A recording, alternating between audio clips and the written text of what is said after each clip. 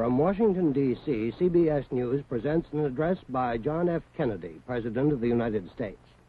The President will speak to members of the American Society of Newspaper Editors who are holding their 39th annual convention at the Statler Hilton Hotel. Originally, the Chief Executive was to have lunched with the editors, but early today he changed his plans, presumably because of the international situation and because he wanted more time to devote to his address. The President met with his cabinet during the morning. The session had been scheduled some time ago, but it's understood that the Cuban situation was discussed. Mr. Kennedy's address this afternoon is expected to deal with both the Cuban and the Laotian situations. The arrangement suggests a speech of major importance. Introducing the President will be Turner Catledge, managing editor of the New York Times and president of the Editors Society. Now here is Mr. Catledge.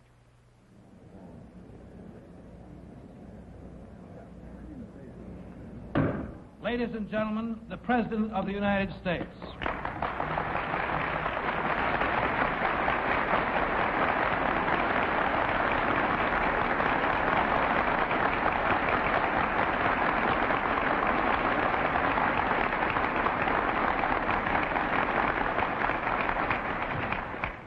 Mr. Catledge, members of the American Society, newspaper editors, ladies and gentlemen. The President of a great democracy, such as ours, and the editors of great newspapers, such as yours, owe a common obligation to the people. An obligation to present the facts, to present them with candor, and to present them in perspective. It is with that obligation in mind that I have decided in the last 24 hours to discuss briefly at this time the recent events in Cuba.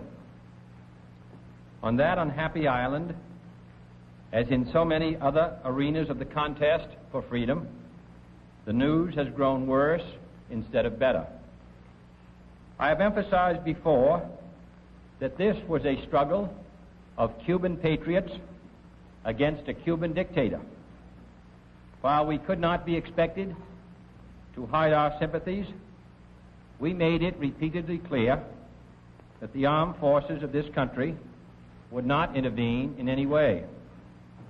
Any unilateral American intervention, in the absence of an external attack upon ourselves or an ally, would have been contrary to our traditions and to our international obligations.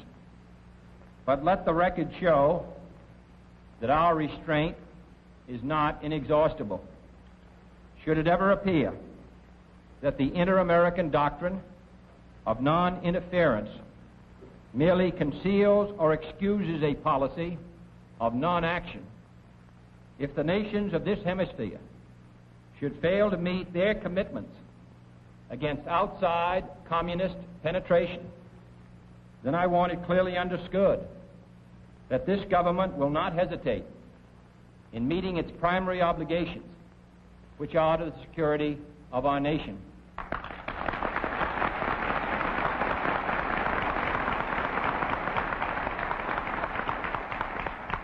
Should that time ever come, we do not intend to be lectured on intervention by those whose character was stamped for all time on the bloody streets of Budapest.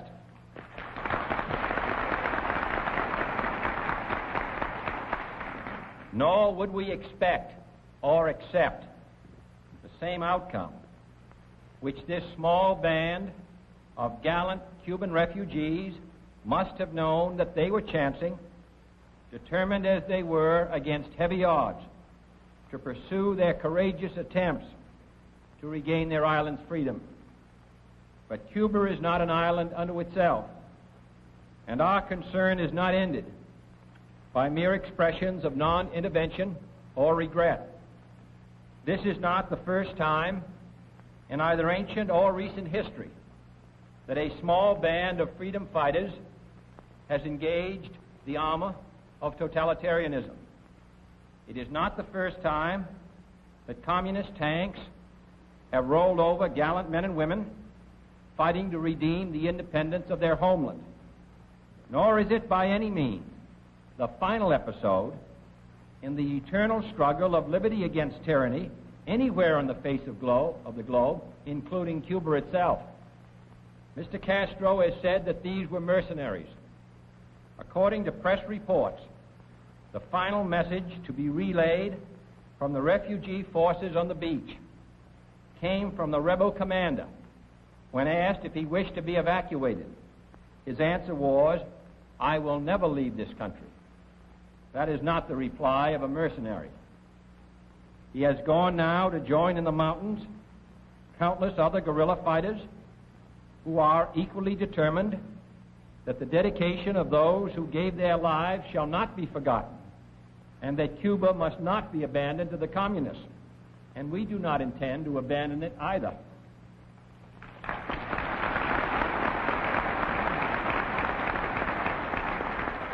The Cuban people have not yet spoken their final piece, and I have no doubt that they and the Revolutionary Council, led by Dr. Cardona, and members of the families of the Revolutionary Council, I am informed by the doctor yesterday, are involved themselves in the islands, will continue to speak up for a free and independent Cuba. Meanwhile, we will not accept Mr. Castro's attempts to blame this nation for the hatred which his one-time supporters now regard his repression.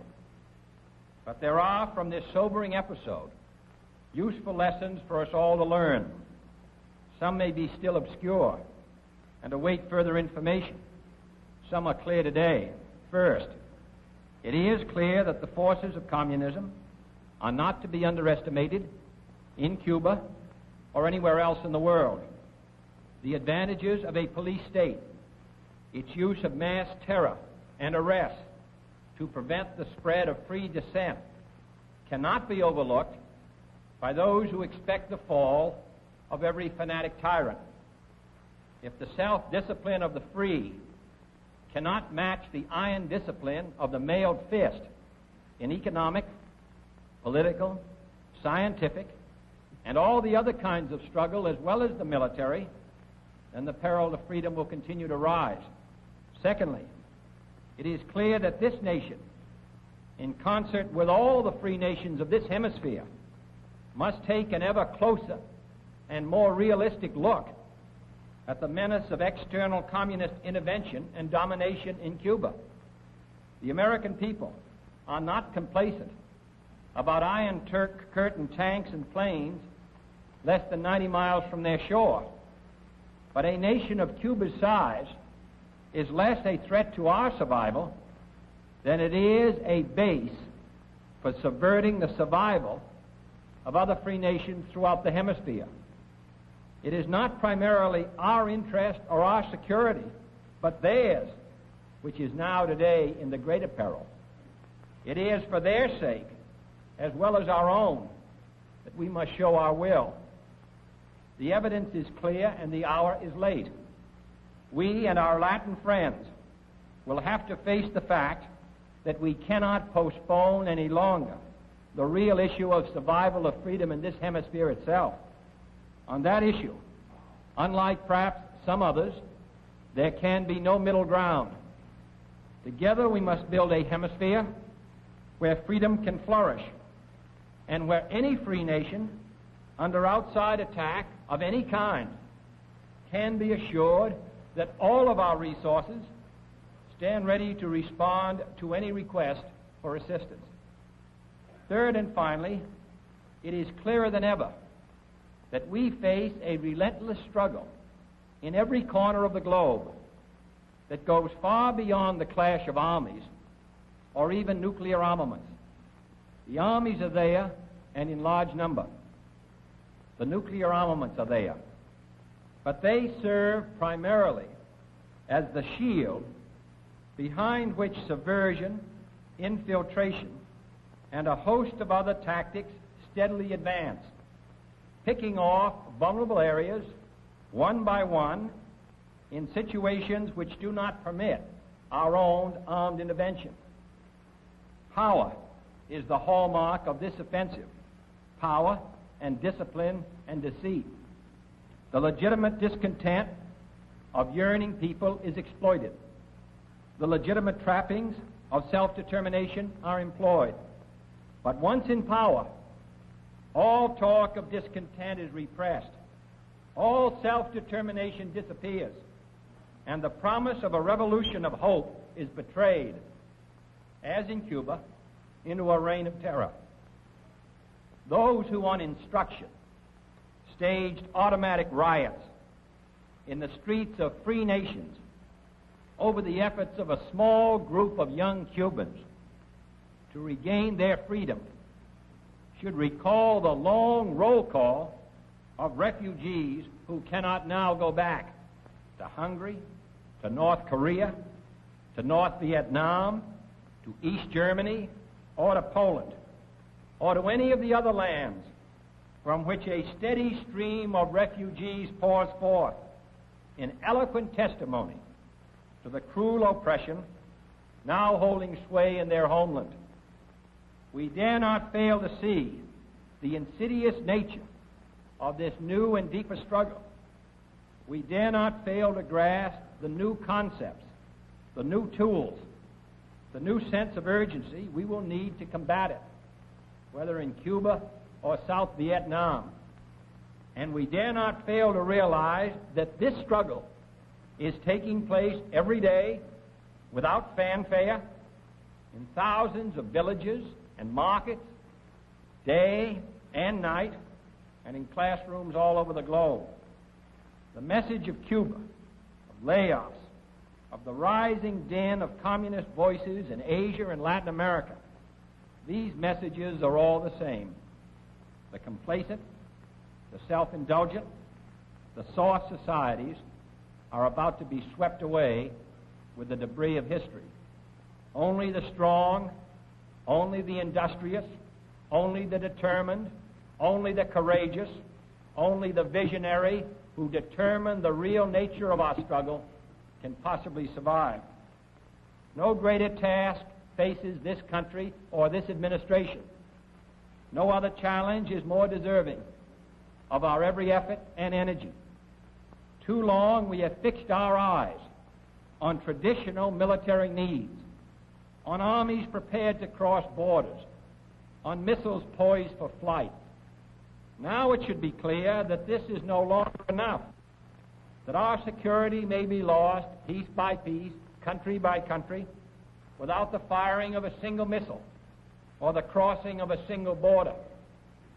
We intend to profit from this lesson. We intend to re-examine and reorient our forces of all kinds, our tactics, and our institutions here in this community. We intend to intensify our efforts for a struggle in many ways more difficult than war, where disappointment will often accompany us. For I am convinced that we in this country and in the free world possess the necessary resources and the skill and the added strength that comes from a belief in the freedom of man.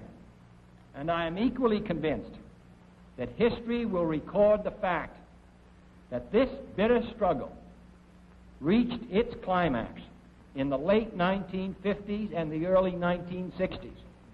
Let me then make clear, as the President of the United States, that I am determined upon our system's survival and success, regardless of the cost and regardless of the peril.